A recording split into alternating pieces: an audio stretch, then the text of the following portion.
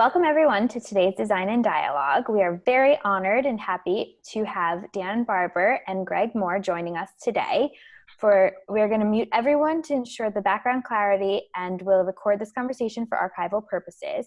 If you want to rewatch or share the recording video, please go to freemanmended.com and also type your questions down in the chat box for everyone to go, and we'll go through them for the Q&A. And now let's turn to Glenn Adamson. Thank you so much, Sam, and thanks for sitting in as our host. Gregg, Dan, welcome to Design and Dialogue. It's great to see you both. Thanks for having us. So, Gregg, you are coming to us from Pennsylvania, is that right? That's right, yep. Great. And Dan, you look like you've just come in from the kitchen. I have, in fact, yes. Yeah. And you're at Blue Hill at Stone Barns. Yeah, at Stone Barns, exactly. Excellent. Well, it's a real honor to have you both with us today. Dan, there's been a little bit of news in your world, which some of the viewers may have seen. I'm going to suggest that we might get back to that at the end of the conversation if we have time, Great. Because what I'd really like to do is have a focused conversation about design. You're so well known as an expert and advocate on the subject of food and the natural world around us, and really have in many ways defined the contemporary concept of the chef as activist. But I have a feeling that design is not something you're asked to talk about in a focused way very often. Is that right? Yeah, never. I'm thrilled. So this will be a new kind of conversation. Gregg, you probably get asked about design a lot, despite being a potter. Not never, yes, often. Slightly different walk of life.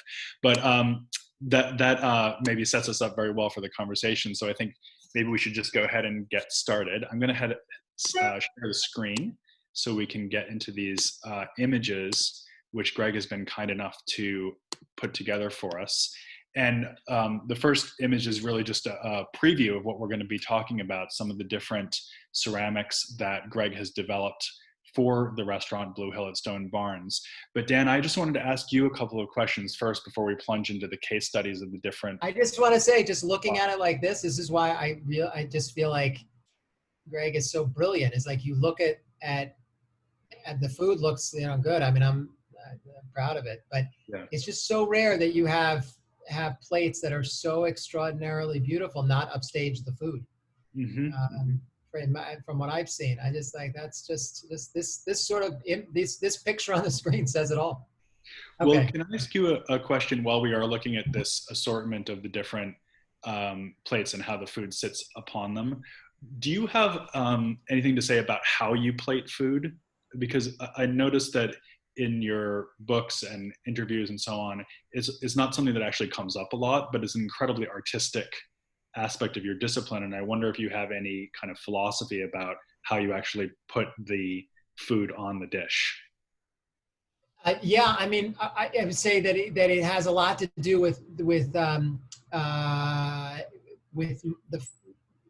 philosophy that is rooted in this direct connection to the field or to the pasture or whatever, and that my food has always been like exceedingly simple looking. I mean, the technique in the kitchen is quite I think quite evolved and intricate, and we had 44 cooks in the kitchen for Blue Hill at Stone Barns, so there's a lot going on, but I don't know that you would see that in the plate composition. And so, we don't have tweezers in the kitchen, for example. So we try both to perform organically in terms of how we plate food, but also mechanically. It's very straightforward with spoons and hands. So it's actually always been an insecurity of mine, because photos of my food tend not to show that well compared to what chefs are doing today anyway. And that kind of intricacy in plating that is very beautiful. I'm not at all suggesting that, chefs make plates fussy. I mean, the best chefs, if you had another page with, sampling of 10 chefs or the top chefs in the world, plates are astoundingly beautiful. Also sometimes seemingly simple. But Mine truly is very simple. We have very few ingredients on the plate. Our cooking is almost moronically a la minute. Everything we do on the cooking line, I'm staring at the cooking line now, is done in the service of the moment. And that is not how food is mostly cooked today among the high-end chefs. And the benefit of that is that you can plot things out and plate in a way that is extraordinary and photographs well. And as we know, as the world has moved into social media, those photographs are very powerful in terms of giving the chef a voice and a vantage that puts them on a world stage. And what I'm looking at now, and why I reacted the way I did when you put it on the screen, is that the artistry of Gregg allows me to achieve that kind of stature or that kind of beauty that I otherwise would not have had, I don't think, or not had as clearly without him. So I know most of our discussion is should and will veer towards Gregg's connection with the land and how each of these plates are a signpost for our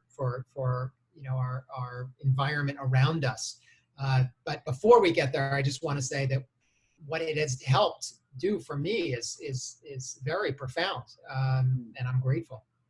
That's fantastic to hear. I do have one other question for you, Dan, before we turn to the first of the examples that we have of Gregg's pottery, which is actually about the ingredient, that elemental part of the presentation and the way that it stands in for really your entire philosophy. And this is maybe a big question to ask, but I wanted to pose a question to you about the relationship between design and nature, because we often think of those two things as antithetical. Design is something people do to nature often includes an element of damage.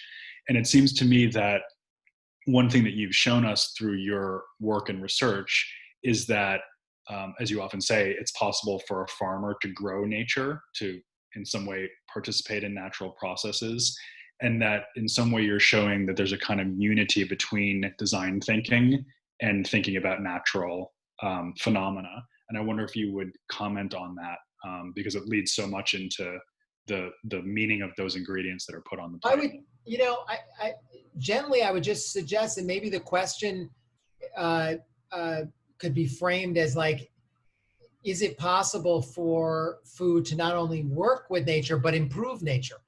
Because just as design is, you said so beautifully, design, I forgot how, I'm not going to say it like you said it, but design is often associated with destruction of nature or taking away from nature. Well, but that's same with food. I mean, food, we have to feed ourselves, and the pursuit of sustainability is the pursuit of doing less bad to the earth, to the soil, to the flora and fauna. But what if agriculture could actually improve ecological functioning? That is the challenge. It's not less bad. It's can we change the frame in a way that improves the next crop rotation and the future of how we feed ourselves. So how that relates to design, I'm excited to hear about from Gregg's mind. But I'm glad you teed that up, because it's a very rich conversation, I think. Well, let's go ahead and turn to the first example then on that note, which is, I guess you might say, the simplest, Gregg, the chef's bowl. It seems almost like the DNA of the work that you've done together at the restaurant. Nice. And I wonder if you could just take us through this first introductory case study. Sure. And in fact, it was the first piece that I developed after we started working together. It actually emerged from an object that Dan shared with me the first time we met in person, which was a bowl made out of soapstone that he'd been serving on. I think it was the last one. That's actually an example of this is the comparison, right? So, yep. And so that's the edge of the bowl on the right of Dan's bowl, and then my interpretation of it on the left, which is I had been I got very excited when I saw the bowl because it was very beautiful. It had a surface that was pitted with use and time, and so it seemed to me like it had a story to tell. And I had been developing a very dark charcoal gray porcelain at the time that was very smooth. But when I saw the bowl, I went back and altered the recipe for that material, added some larger particulates to it to give it a stone-like feel, and then developed a series of bowls and plates and cups, well, eventually cups, that I hope took that plate from Dan as inspiration and kind of ran with it. And it was a new challenge for me because I hadn't made pottery for restaurants ever. And there are a certain set of restrictions and opportunities that a kitchen like the one at Blue Hill Stone Barns provides. And the first and maybe most obvious one is that they need to be very durable. But perhaps the most important thing about this plate was what Dan said to start the conversation, is that the pottery can't upstage the food. In fact, it's successful when it becomes a canvas for what Dan and the team in the kitchen creates. And so these objects are very simple. They're very thick. The material itself is incredibly durable. I don't live with them. Once they're made, they go up to the kitchen. And so everybody up at the restaurant lives with these on a daily basis.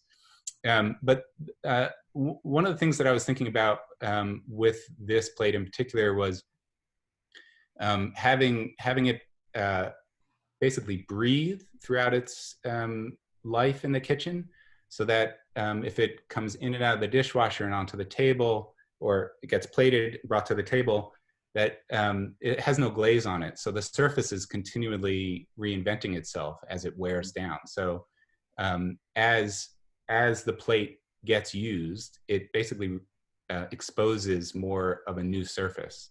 Mm-hmm. And I really like, over the years, I like the way these have slightly worn. And they haven't worn out too much, I don't think, right, Dan? I mean, worn, no. I mean, it's the opposite. They have a patina themselves now a little bit. So in a fantastic way, but more aged well, like you and me, Greg. And for me, that patina is really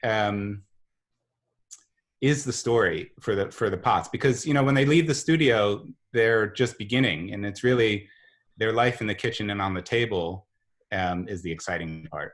I always say if I was a plate, I want to be there. Yeah, exactly. Or a diner for that matter.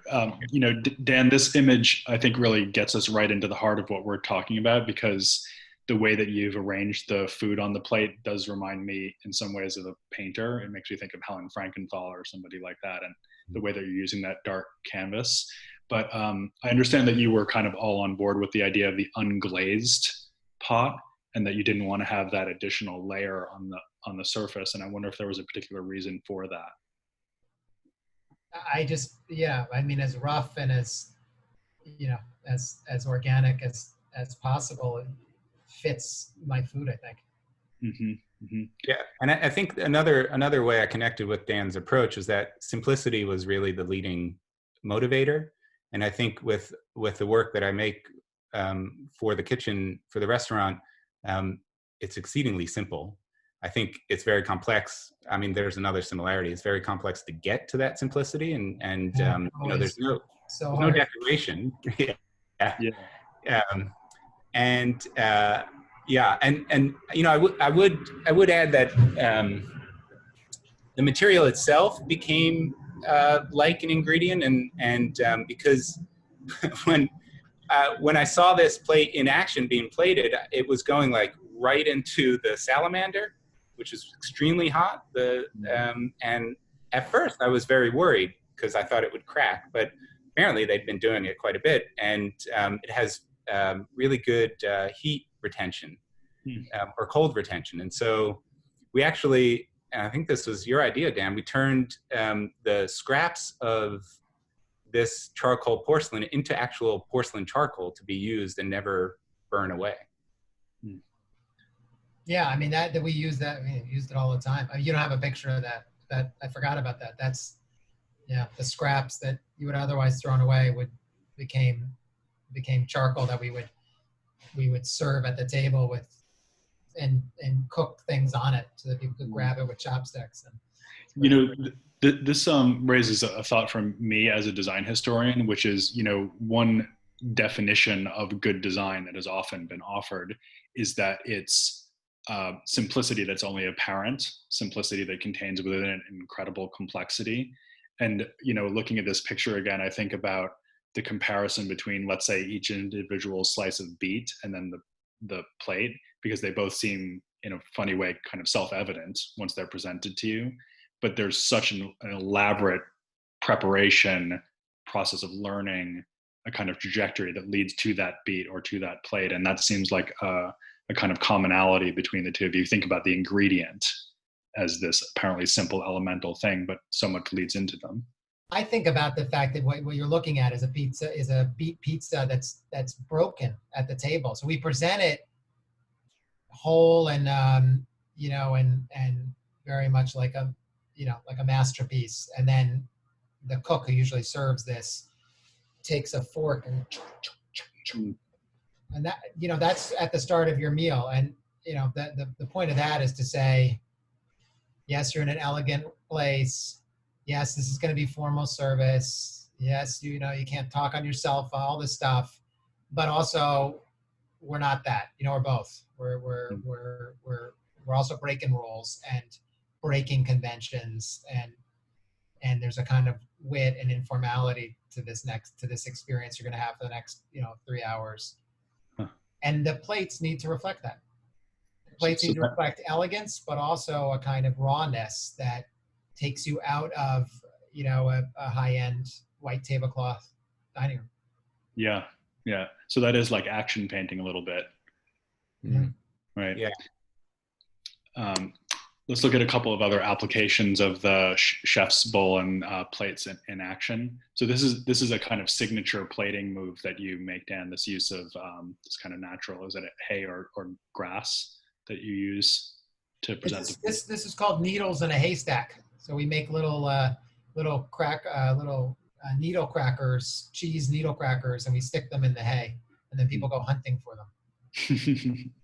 And this is a great example of that basic principle that you've observed at Blue Hill, which is really trying to connect the diner to nature and giving them the sense of a real contact with the farm and the landscape around them, obviously a crucial aspect of your career. Yeah, the other thing about this image in particular and that approach is that it's fun. Yeah.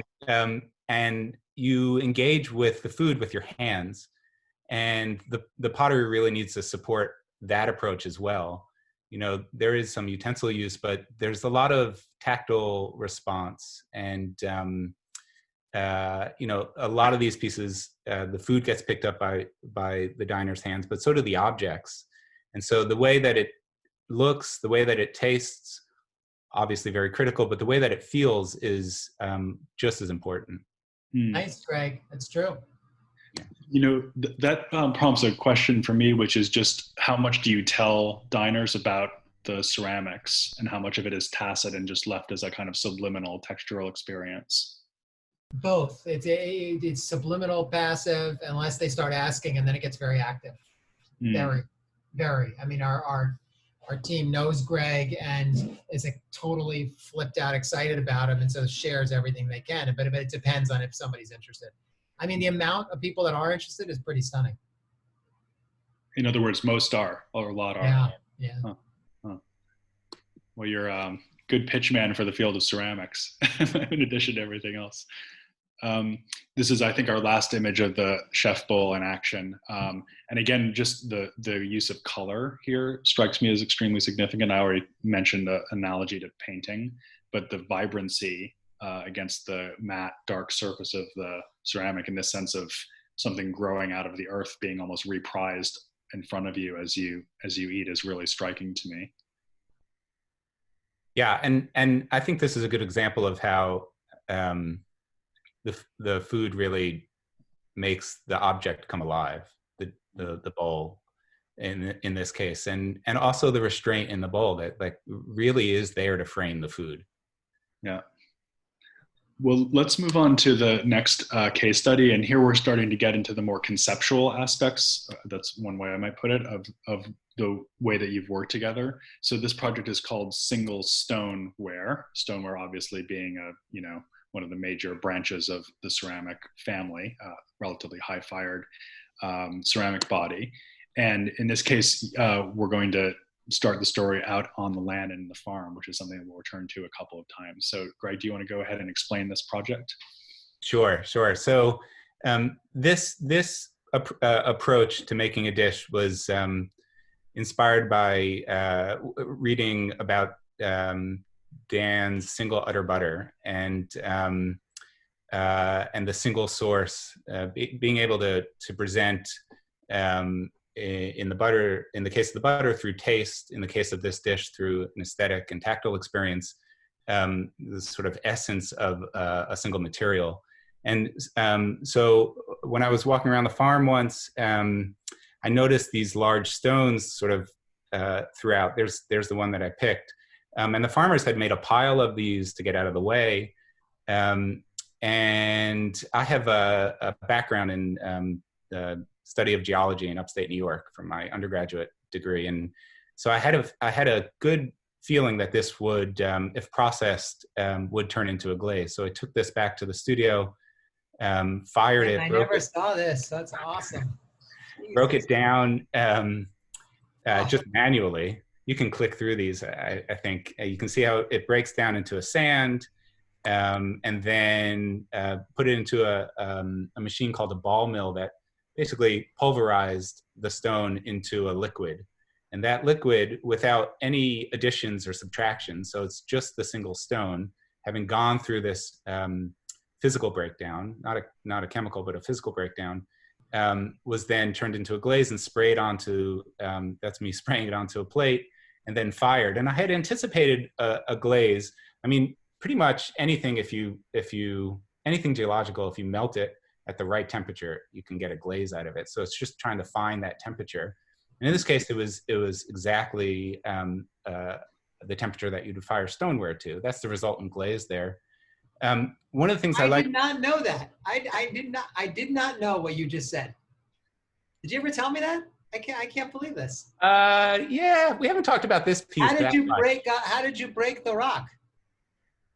Well, if you fire the rock first, it breaks the bonds, and I just used the hammer. Well, like a sledgehammer. Come on, really?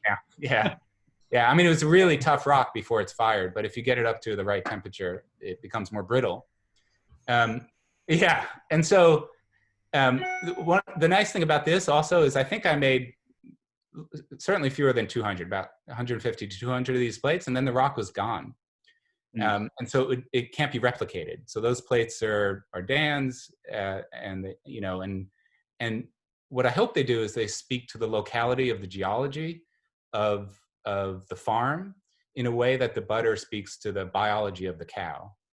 So it's kind of like the ceramic analog to that biological approach to single-sourced foods like that. One of the things I hadn't anticipated was the connection to historical New England pottery. And, because it looks very much like an Albany slip glaze, which is a very early American glaze made from broken down, I guess it's granitic rock from the last glaciation, which in essence is what we're doing just in the studio on Fast Forward. We're mimicking the geologic breakdown of rock in hyperspeed. And then, so they're very similar materials in the end. And there's a comparison to be made there between the control of time and heat in the kitchen and time and heat in the pottery, of course, as well. Nice, man. Nice. Shared variables, yeah. Yeah. Well, I also just wanted to share my own feeling of, I did have a chance to eat at Blue Hill at Stone Barns. And so I've experienced the single udder butter. So, butter made from only one cow. And one of the things that irresistibly presents itself to you is that once that cow is gone, this butter will not exist anymore. So whereas butter you get in the store seems like this inexhaustible resource that just keeps coming and coming and coming, assembly line fashion. What you just said, Greg, about the rock is absolutely what I experienced when eating the butter, that sense of transience, of being in a moment, of resources of nature being limited and actually using them up when you consume them, which is what you are literally doing. So I feel like there's a real ethics to that. Yeah, I think that's really wonderful, and also when you know that it's something that can't be replicated sort of infinitely, you pay closer attention to that sensory experience. I find that I do. Yeah. Dan, would you sort of agree with that idea that the experience is partly about communicating a sense of the preciousness of the resource, and that and maybe even its fragility, the sense that it needs a certain kind of care? I think so. Yeah. I mean, my mind just goes to like how many people feel that intuitively, or do you when you start explaining this, do they get that? You know, I don't know. Now we're getting into how people view art, appreciate art, and do you appreciate it on the level the more you know about it. But I think there is a unconscious connection to what you said, whether you know nothing. Mm-hmm. Yeah. Well, it's another definition of good design, different from the earlier definition that I offered, which is complexity within simplicity. But maybe good design is what connects you to a deep idea, whether or not you even experience it. Yeah, and it's the same way of eating that eggplant. I mean, the eggplant tastes that the way I won't go into how we prepare it. It's a long preparation, but that's an eggplant that really requires the right kind of soil to grow in to get the kind of flavor that we were getting there. So, you taste that, and like, now, if people ask, we take them through the story. Okay, so people love it. The variety, where we grow it in the field, and the rotation, the type of soil rotation that happens before you plant the eggplant, et cetera, et cetera. But for people who don't ask, the same thing as a plate. Do they have a connection to soil health and good ecological stewardship and functioning? I think so. I think you taste the eggplant and that kind of connection happens. So it's another example of a restaurant, whether you're talking about materials or actual food, that connects you to the world around you. I think, but unconsciously was what we're talking about. Once you know the knowledge, it's another level. But we're talking about, you have no background, do you get that sense of connection? I think the answer is yes. Well, let's turn to another example, which maybe makes it even more explicit. And this is a trio of designs: grazing, pecking, and rooting, that are based in the activity on the farm, specifically the animals of the farm. So the sheep and fowl and pigs that are on the farm. And Greg, I'm just going to ask you to explain this, because it's almost hard to believe that you did this. But go ahead and tell us the story, man. Oh, sure. I mean, this came directly from the way the menu, or lack thereof, is shaped at Blue Hill Stone Barns: grazing, pecking, and rooting. And what I wanted to try to do is capture those processes and make them material. And so in this case, what I did was I grew some grass in a plate of clay, and fed the sheep on the farm, which is the next picture, I think. Oh no, I suppose it was the previous picture. And then let them nibble on the grass or graze, took that plate back to the studio, made a mold of it, and then pressed plates in that mold. So what you see here on the surface is the surface of the soil. I mean, almost everything points back to the soil on the farm, all of these ideas. And in this case, it is representational of that soil. It's the physical texture of the process where that grass turns into that animal. So where vegetable becomes animal. And so, and that there's an image of the plate in use. And Dan, do you remember what's on the cheese? I know it's sheep's milk cheese, but it was coated with it's coated with the bone ash that is on the plate. So that bone is carbonized bone into some bone charcoal, and then that bone charcoal is pulverized, and instead of like a vegetable ash on the cheese, our cheese friends did a finishing of this cheese with bone char ash. Okay.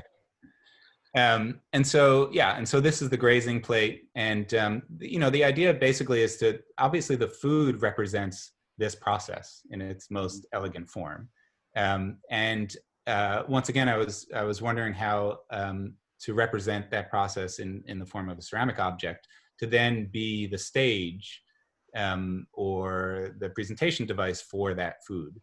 And I just thought this was such an awful idea when he was describing what he was doing. I thought it was the cheesiest thing in the world. Those shows are what I know. Well, but it's so it sort of mirrors this thing that Dan, you say all the time, which is that when you eat, you're eating what you eat eats, right? So when you eat that, by the way, when I say, I'm always quoting Michael Pollan. This is a very, very, I think, insightful quote from Michael Pollan, which is, "You are what you eat, but you are what you eat eats too." And right. So yes, this is a very nice representation of it, but I thought like way too literal, and like, so, but that in the hands of somebody, but probably would be in the hands of somebody who was not an artist, or you would get too literal, but this is the difference. Yeah, and I think if we look at the other examples in this idea, we see the subtlety of it. So here's the pecking plate, for example, which of course comes from the birds, which has a different surface. So it starts to expose you to maybe the diversity of life on the farm. Yeah. And so what we're looking at, all those little marks, especially in the middle towards the bottom of the plate, are the beaks of those geese pecking at the food. Yeah. And did you encourage them to peck at the clay? Right. Yeah. The clay was there basically to record that process. Right. So the geese you just put their usual feed on the clay and then let them peck into it. Is that right? Yeah, exactly. I mean, those depressions there that you see, the four of them kind of making a quarter circle, those are acorns that the geese love to eat. The geese were really skittish. They weren't easy to get to play along with this. But the pigs were quite the opposite. They were awesome. In fact, they destroyed the first plate that I tried to have them make, and then the second one, with the help of several of the farmers, we were able to get the plate out before the pigs just totally destroyed it. And really, the record of that process, I think, is, I mean, one of the things that I would say about these plates is that it's funny to hear you, Dan, say that it seemed like a bit of a cheesy idea. And I think it could be, but back to that idea of restraint, that they're subtle enough that you don't really know what you're looking at until you look long enough. Yeah. And if you want to go to the one with the pig. Well, I did want to just pause briefly on this image, which maybe is the most arresting in our whole visual deck here, because it seems to me here that what could have been a cheesy idea becomes not a shocking idea, but one that really fixes itself in your memory, because here you're really insisting on the animal's presence on every level, right? So symbolically and actually, you're dealing with this life that is nurturing your life. And I feel like it's, quite profound, really, this combination. Yeah, when I look at this, I think I made 4 of these plates. One I did with the chickens that it was never good enough. I think, in fact, the chicken one was a little too, it just wasn't a plate wasn't the right format for what the evidence of the chicken scratching process was. And the geese, well, I think, geese played a bigger role in reading the third plate than chickens did. So I wanted to honor that as well.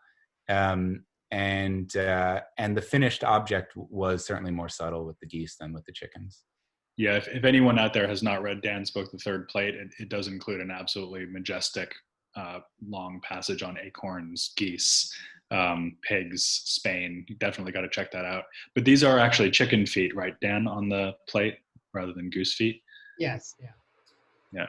So there's some cross-species pollination going on there. And let's finally look at the rooting plate. So this was the pig plate, and you can see that the pigs love the acorns as well. There are a couple that they couldn't get out. We took the plate away before the acorns got eaten. But what you're seeing at the top edge are their snouts pressing in, or literally rooting into the surface of the clay. And so I think this, perhaps best of the three, shows evidence of the process. You know what I love about this too, Greg, is that they're so much like fingerprints.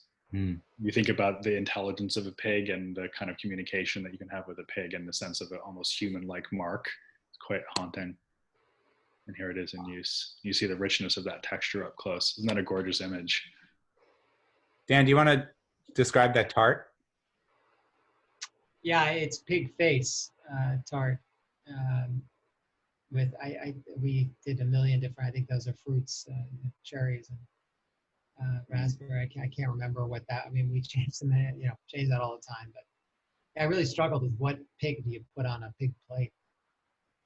Well, that's one of the more exciting parts of this whole process for me is coming up with some admittedly strange things to call plates and seeing how Dan runs with it. Because I think they can be challenging to use. And it takes looking through a different lens than certainly I'm able to look through to then activate these with food. And Dan, did you choose the pig face tart precisely for that reason, to enhance the sense of not necessarily confrontation, but realization that the plates were opening up as a possibility? Enhance the sense of pigginess, yes. Yeah, you're looking at it. And I suppose it also fits with your philosophy of not eating, quote, high on the hog and using the whole animal as well. That's important to mention.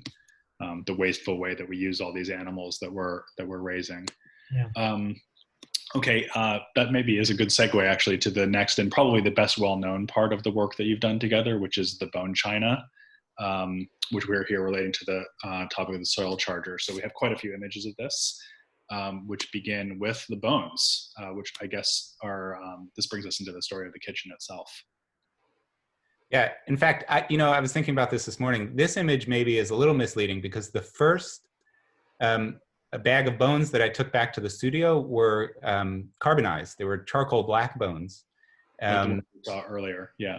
Yeah, exactly. And I thought I had a good idea to use them to help fire the work.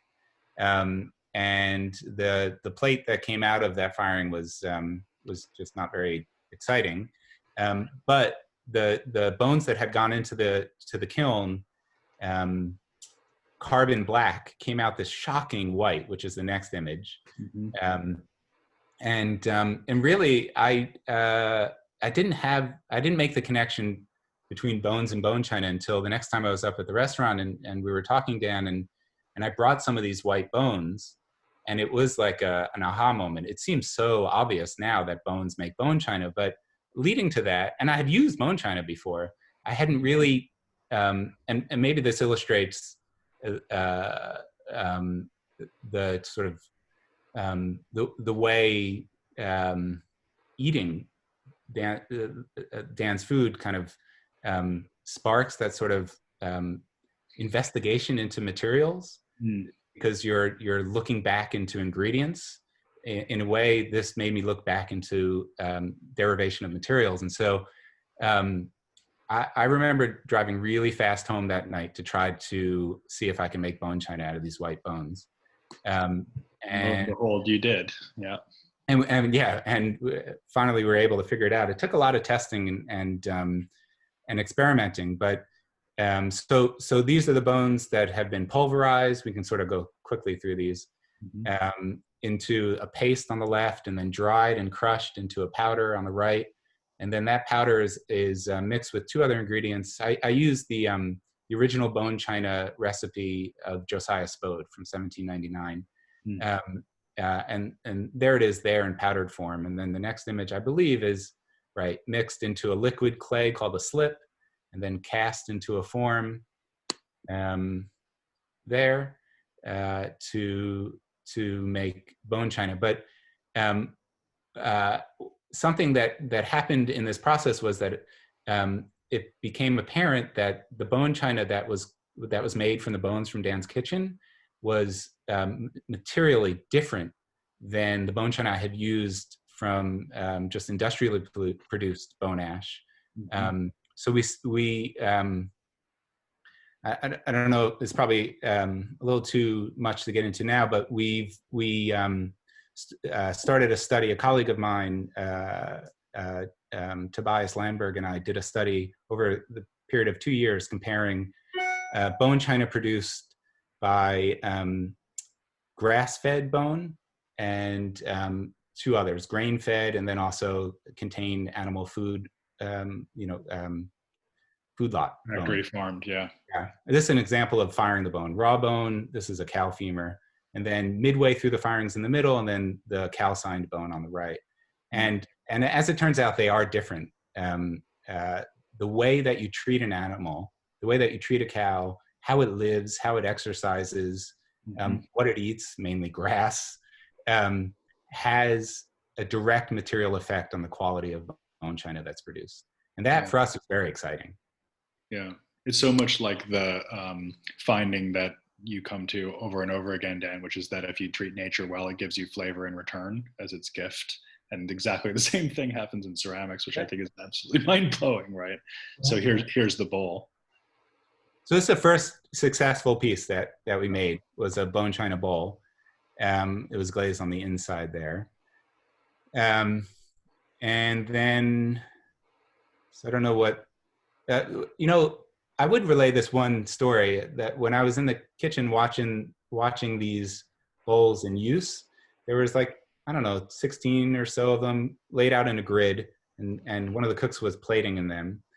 And, I always look at this image and think, it just doesn't, it doesn't make sense. It doesn't, Dan mentioned, you mentioned food, not photographing as well as the actual food itself. I would say the same thing about these plates. When they're sitting there and this bowl in particular, without any food in it, without the context of the kitchen and the dining room and the chefs, it's just sort of like a lonely object. And when I saw it being plated, it was activated. It was serving the purpose of that it was intended for, and it was a very exciting experience.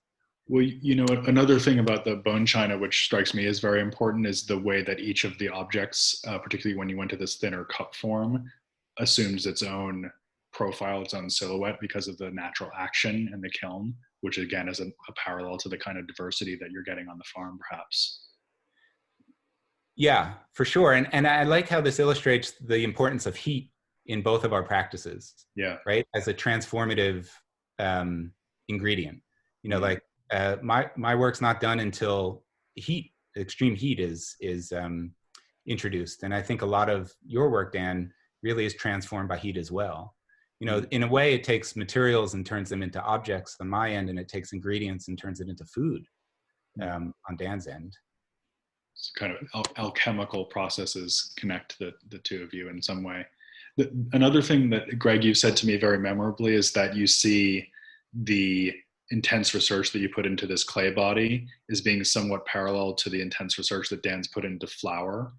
I know, Dan, for you, wheat is one of the great discoveries of your adult life, really, the richness of the story of wheat and how much we've done to impoverish that grain, despite the fact of consuming a great deal of it. And how much we haven't been able to change its design, by the way, which I think is the most fascinating part of it, is that, if you and I were to walk outside and look at a wheat field right now, we'd be staring at essentially what our ancestors were staring at 10,000 years ago. It's really not much different. So it's an area where we can't say that about corn. So that's an area where that about rice. Those things were grasses, that were bred and selected. But wheat has never wanted to be screwed with, and so I find that it's just such a complex genetically. It's more complex than we are. So it's a very, both complicated plant and fascinating connection to history that you hold in your hand. I wonder if there's a connection there with what we're looking at here, or any of the stuff we've looked at. Well, Yeah. I definitely think there is. I mean, there's a coevolution of agriculture, in particular, development of wheat and ovens or hearths, Yeah. and whether or not a cereal grain forms gluten, and the building of a hearth or an oven to either rise or have that bread product not rise. And of course, that connects directly with the material history of ceramics, because eventually plates and dishes develop out of that same, and wheat is really, I think, a really great expression of that. You know, I know certainly reading the third plate, I think the description of the white flour was maybe the most visual connection I made, because pulverized white material is around me all the time, and it seemed like a connection between the studio and the kitchen. And I wonder, Dan, what because you've bred your own wheat, what you're looking for when you breed a specific wheat. If industrially it's about how long you can stay on a shelf, but for you it's something different. Yeah, it's for milling the whole grain. I mean, wheat is bred for the endosperm, for the white stuff, but we're interested in the whole grain, because the flavor is in the bran and in the germ. In white flour, you remove the germ, which is the oils, and then you also remove the bran, where a lot of bitterness is, but a lot of the complexity of flavors are. White flour does no flavor. It's a vector for fats and salts and whatever. But so we're looking to breed wheats or select for wheats that do well with whole grain milling. So that's usually a brand that's not very bitter or less bitter. So that's actually kind of a radical notion, because that's not what wheat is bred for. So you have to go back to these very old varieties. Actually, einkorn is a favorite one of mine, einkorn wheat, which Ruth is holding in the Bible. So this is what I said. It's very connected to our history. And back then there was only whole wheat. You very rarely, or at least you're very wealthy enough, you could do it, but you were not trying to extract the white stuff. You were eating it whole, and therefore, you have to go back to that to get to a modern wheat that has those same characteristics. So it's interesting. Yeah. Mm-hmm. I love the fact that we're in such ancient territory here too, because the point Greg just made, that the development of pottery and the development of agriculture are so closely entwined. So yeah, he used to talk more about that, Greg. That's brilliant stuff. Well, and I think wheat is where if you go back, if you sort of follow those trajectories back, wheat is where they meet in the Fertile Crescent. And that's a particular interest of mine, is how pottery, agriculture, and cooking have co-evolved, right? And I think what we're looking at are case studies of that coevolution, just kind of now. Well, let's turn our attention. We're just about to run out of time, so we'll look at a couple last examples, turning our attention to the earth of the farm. So first, Greg, can you tell us a little bit about the soil charger that you developed? Here's you hard at work. That's not me. Oh, that's not you. Okay, sorry. This is a capable ally. Yeah. That was a deep hole. Early on, I actually had the idea to make plates from the clay in the soil, but I put it on hold until very recently, because it seemed a little too obvious to me. And then as the work developed and the body of work grew, there were bones to hang this idea on. And so Farmer Jack was testing the soil, and so we got in the pit, and I was lucky enough to get some of the soil from each of the layers to test out, and I just formed and fired them to see which one had the most clay. And it's clear that the second layer is the clayiest. So we dug some more of that and made some plates just out of that unaltered material. And so this is a good process of it. Break down into, you can kind of go to the next couple. Yeah, slaking of the clay. So this is just the soil. I mean, it's the farm soil with clay in it. I haven't refined it. I haven't taken out the clay. I'm using everything. And that led to a plate out of this that was very brown. And I think we have an image of this plate. Yeah, that was the first plate from pure soil. And I love this plating. I think it's so beautiful. And that this plate then led to the soil charger, which is that there, which is a mixture of 50% of that layer 2 soil from Stone Barns Farm and 50% of that charcoal colored porcelain from the first piece we looked at, the chef's bowls. And what I really like about that is that the charger now is the ground on which the meal takes place. I mean, literally is the ground, but also in terms of talking about canvases and art, it's the ground for the presentation of the food. So it serves a double purpose there. But in terms of its material composition, it's half farm, half chef, because that dark porcelain it came to be known as the chef's clay because it was an important first piece that continued to get used. So it's 50% soil, 50% chef's clay. What I also love about this, it is almost feels like a diagram of the animals on the ground, because the bone china is the processed animal and then the soil charger is the processed ground. So it's like a mental map of the farm as it's been addressed by humans, by minds and hands. I find that very powerful. And I guess there's a very natural segue to our last case study, which is quite recent, as I understand, the farm cast project. So maybe you could just tell us about this last one, Gregg, and we'll take some questions. Yeah, this is one of the newer pieces. So actually this is the first edition or the first version of the piece in the fall, where, Dan, I wonder what your take is on this, because you came up when I was making this one. And so I made a mold of a row of the farm. This is where peppers and eggplants had been growing, to try, basically it's the vegetable analog to the animal in Pecking, Rooting, Grazing. So that mold was then pressed in an earthenware material and fired. And so what you're looking at is an impression of that row of the farm. That little thumb-like thing is an eggplant rotting in the soil surface. Basically the idea here again is to see if I could make a physical representation of what it means to bring the farm to the table. And so literally we're taking the farm surface and bringing it to the table to be used as a plate to present the very same vegetables that were grown in that row and the rest of the farm as well. Oh, and so this was the more recent one. And I really liked that piece a lot.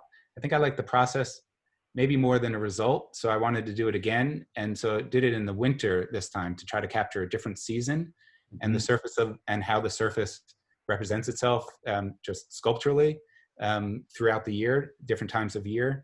And so this is a 33-foot long mold of the vegetable farm as well. And I think we might have an image of, and that's how, it was a cold day. That's me peeling up the mold after it's cured. So I'd wash the soil out, bring it back to the studio, press earthenware in it to make plates for Dan to use to serve the vegetables on. So basically it's like homecoming. When they hit the table on these plates, they're returning back to the soil from which they grew. Yeah. We have a few more process shots too, Gregg. Yeah. And, for the ceramic nerds out there, one of the things that I'm interested in is connecting this project to the kind of arc of history of ceramics and the use of materials and how they've evolved over time. And so in this case, I chose earthenware because it's the closest to soil. It has undergone the least in terms of refining and taking out metallic oxides and other things. And so, it's a connection to the very early production of pottery, which was, exclusively made out of earthenware. So it's a really kind of basic approach. I hope. I mean, go ahead.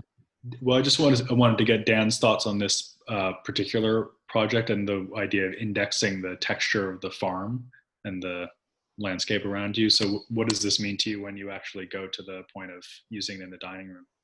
Well, I mean, I don't want to end on anything but like a respect for Gregg's genius, but this is the one that's been the hardest to deal with, to celebrate. And I don't know why. I just, I'm looking at that and like, I'm not psyched about that picture because all the vegetables look dead. But it just, I don't know. I just never, it's been with me the least amount of time. So in fairness, and even that, like, that doesn't seem right. And forced and like, it doesn't, I don't know. I didn't hit on something where I was like completely psyched about. I love the plate, but I wasn't hitting on something that I was completely psyched to be using with it. So that's the challenge for the future, I think. Maybe that is a good place to leave us.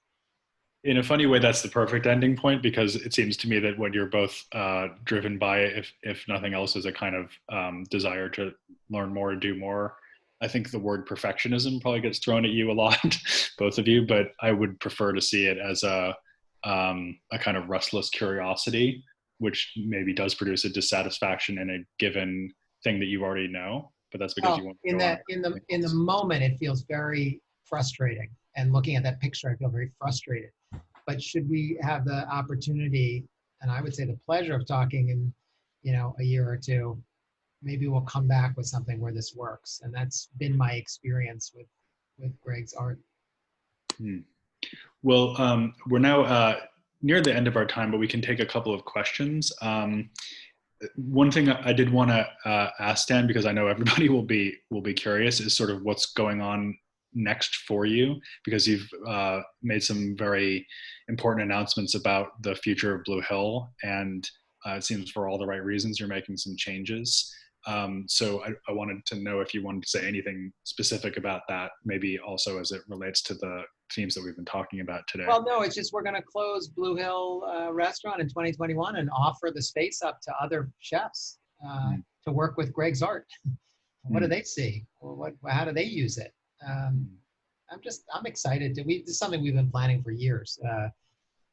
And 2021 was the year. And now it seems even more important to double down on it, because so many chefs are losing their kitchens. So we had plotted out a few chefs, and had agreements with them, but we're going to go more with chefs who just don't have any restaurants anymore, any kitchen, no voice, and use this place as an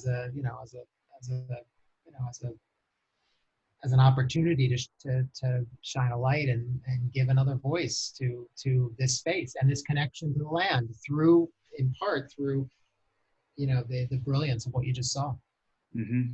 So you're thinking of Gregg's work as one of the resources that in a way will be offered up to that diverse group of... I mean, it's Gregg's stuff. It's, it's part and parcel of who we are a bit. So in a lot of ways. So yeah, how could you not? We're going to offer everything and just support. And I'm excited to learn, and be inspired and stop talking so much. I'm always talking. I want to listen. Well, we're glad to hear from you, but I think it's also a very commendable instinct to open that space up for others too. We've got a couple of questions here, one from my co-host Stephen Burks, which is just about whether any of these pieces will ever be commercially available. And then a kind of related question from Scott Rawlings, who mentions Alice Waters' Edible Schoolyard project, and I know she's been somebody that's been important to you, Dan. And he just notes that it would be a very appropriate fine art component to an environmental gardening program. And I just would love to know from both of you whether you have thought about sending these dishes out into the world one way or another, either through a program like that or indeed commercially. Well, we have thought about it. It's a challenge, really, because it goes back to what I said before, is that they're really at home at the restaurant, right? Without that context, they change. And if they go out commercially, as you said, I wonder about what that change would mean and how the context then would shift the meaning of the work. Mm-hmm. So no, not yet. Dan, what are your thoughts on that? The sense that the ceramics need the context of the restaurant to have their full meaning and really make sense. Oh, I don't know. I don't know. I mean, of course, I would like that to be that way, but you know, you don't want your children to leave the house ever, right, and go out into the world. So. Oh, I like that. That's good. Yeah. Yeah. But maybe they learn something in the process, right? Yeah, yeah, and isn't that the point? I mean, you know, isn't that the point? Do they need to stay in this, you know, here with me, you know, tight? I sort of like to think maybe not, but you're not going to find me advocating for that. How about that? Right, right. Not aggressively anyway. Okay, well, we're right at the end of our time now. I do want to just record for the record that people are very enthusiastic about what they've seen. They've talked about in the chat about painting a still life of what they've seen, about wanting to have a book about the whole thing, which I think would be a great idea. And just generally lots of great wishes to you for your future, Dan, and of course to you as well, Greg. And then one very appropriate last comment, which is that this has made at least one listener very hungry. And indeed, we are, at least on the East Coast, getting on to lunchtime. So maybe this has been a good lead into the lunch hour. Greg, Dan, thank you so much for spending the time with us. Very best of luck to you and your ventures and wherever the future will take you. Thank you. Thanks for the thoughtful questions too. Great stuff. Yeah. Yeah. Thank you, Glenn. Thank you for the invitation. And thank you, Dan. And just to say, on Friday, my co-host Stephen Burks will be back on Design and Dialogue with wonderful guest Akene Ejioma, who is an artist based between Boston and New York, who works on issues of racial inequality, questions of mass incarceration, so very politically engaged artist, and somebody you'll definitely want to hear from. So please come back for that on Friday. And that's all for today. Thanks so much for joining Design and Dialogue. Thanks, Glenn.